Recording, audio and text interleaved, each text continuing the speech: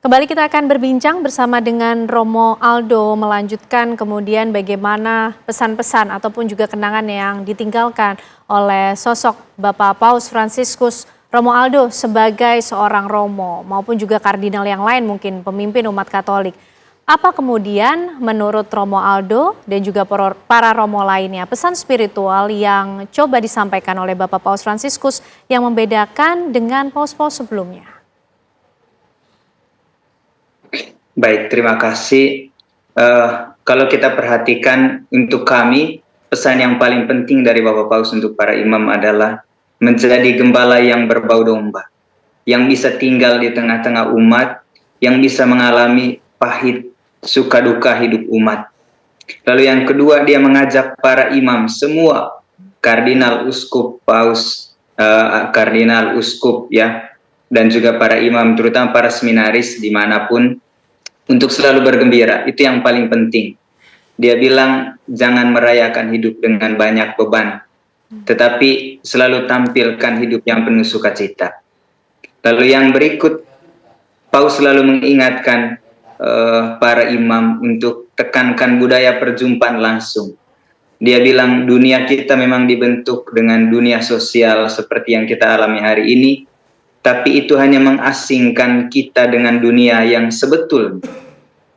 Maka pesan penting untuk para imam, untuk para pastor kami adalah membangun kedekatan secara langsung, berjumpa secara langsung dengan umat. Karena itu hidup yang dirayakan adalah hidup yang ada bersama dengan umat, bukan hidup di dunia seperti yang saat ini, dunia media sosial dan sebagainya. Lalu pesan yang keempat yang selalu dia ulang, dia bilang, kalau berkhotbah jangan omong terlalu panjang. Jangan bicara terlalu panjang. Cukup 5-7 menit bicara dari hati. Yang penting adalah bercerita tentang hidup melayani. Itu pesan-pesan penting. Oke, menarik sekali tentunya. Menjadi pesan ataupun catatan penting ya bagi para imam, uskup dan juga kardinal ketika menghadirkan pelayanan bagi umat Katolik tentunya. Romo Aldo, mungkin ada juga yang bisa disampaikan mengenai kesan, pengalaman perjumpaan Romo Aldo dengan Paus Fransiskus mungkin di Roma. Apa kemudian aktivitas yang sering kali dilakukan oleh Paus Fransiskus yang bisa menggambarkan bagaimana kemudian semangat pelayanan yang coba dihadirkan oleh Bapak Paus untuk umatnya. Bahkan tidak hanya umat Katolik tapi juga untuk melahirkan ataupun terus menanamkan nilai-nilai kemanusiaan.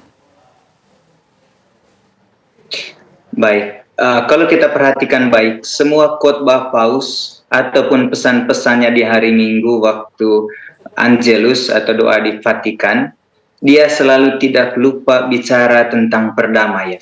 Itu untuk semua orang. Makanya kalau kita perhatikan, dia itu sebetulnya sangat anti terhadap perang. Ya. Dia selalu mengingatkan setiap hari. Bahkan kemarin dalam pesan Paskah, dia bilang, di mana tidak ada kedamaian, di situ tidak ada kebebasan. Dan dia bilang, tahun ini adalah tahun jubileum, tahun pembebasan. Pembebasan bagi semua orang, baik itu tahanan politik atau tahanan perang dan sebagainya. Dan dia selalu mengingatkan agar negara saat ini, semua negara berhenti untuk melakukan banyak kekejaman, berhenti berperang.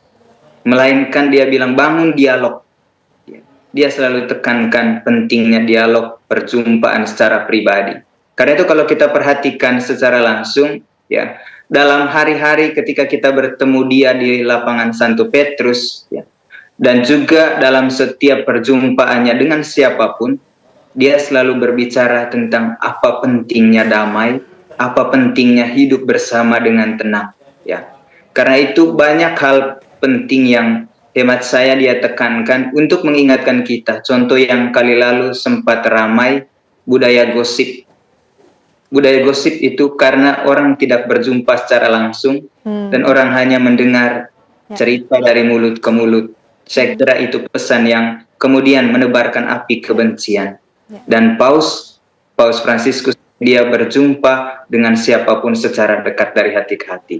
Oke, begitu mendalam dan begitu relevan nampaknya setiap pesan yang coba disampaikan oleh Paus Fransiskus melihat perkembangan zaman yang terjadi. Romo Aldo, tentu yang juga ingin diketahui oleh pemirsa di rumah, bagaimana kemudian nanti tata cara ataupun prosesi persemayaman yang kemudian coba disusun di Basilika Santo Petrus ataupun juga Tahta Suci untuk kemudian menyusun acara prosesi penghormatan terakhir kepada Bapak Paus Fransiskus di sana. Baik, biasanya dalam tradisi sejauh ini, selama ini ya, 9 hari berkabung itu di Roma untuk semua. Dan setiap umat yang mau hadir, itu bisa hadir dalam Vatikan dan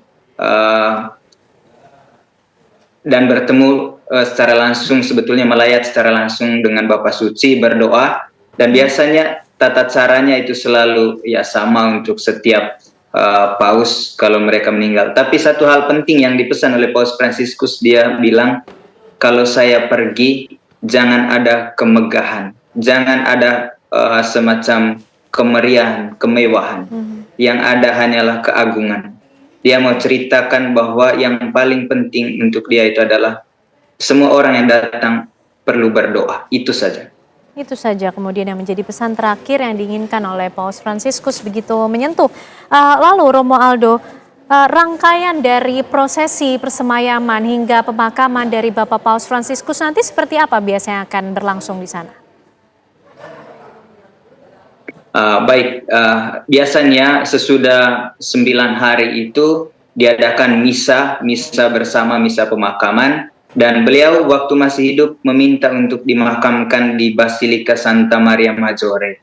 Itu salah satu basilika yang didedikasikan khusus untuk menghormati Santa Perawan Maria.